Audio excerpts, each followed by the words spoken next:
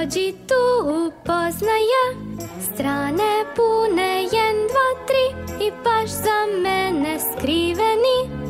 Tu su svi, tu su svi.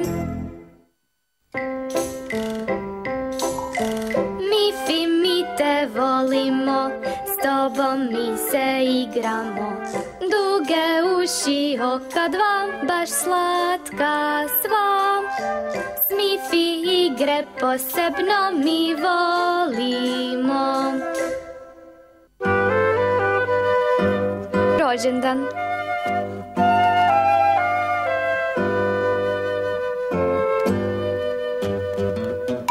Jednoga jutra Mifi je ustala rano.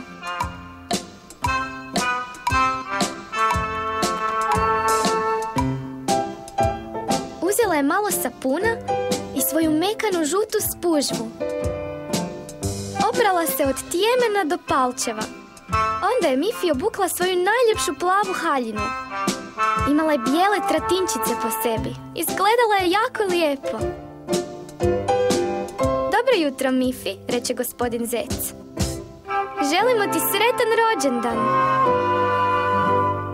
Da, bio je Mifin rođendan. A kakvo ju je iznenađenje čekalo. Bijaše to njen vlastiti stolac, prekriven tratinčicama da pašu s njenom haljinom. Pored Mifinog stolca bila su 3 lijepa dara. Jesu li zaista za mene, pitala je Mifi. Bila je jako uzbuđena.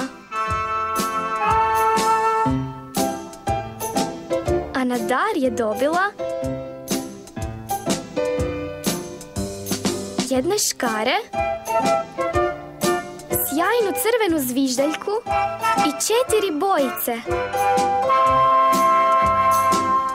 Hurra! Poviće Mifi. Poslije podne je Mifi imala zabavu. Pozvala je svoje 2 prijateljice, Popi i Pru, na ručak. Sretan rođendan, Mifi, rekle su.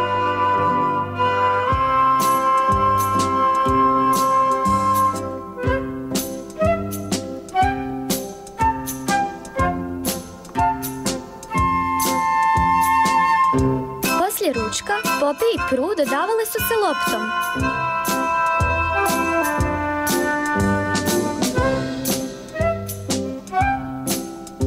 Mifi je bacala više od svih.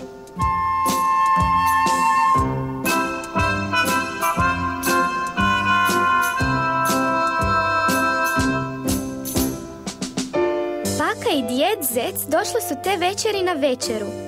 Nosili su veliki dar. Što bi to moglo biti?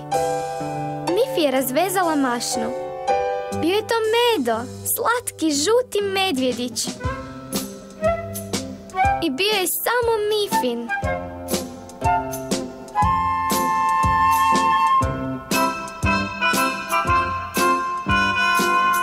Mifi je sjela za stol pored djeda Zeca i čvrsto držala svog medvjedića tijekom večere.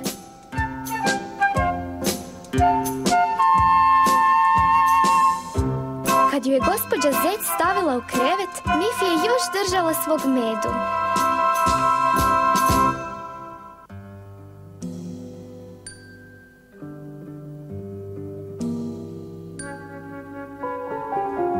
Puno hvala na lijepom rođendanu, rekla je Mifi.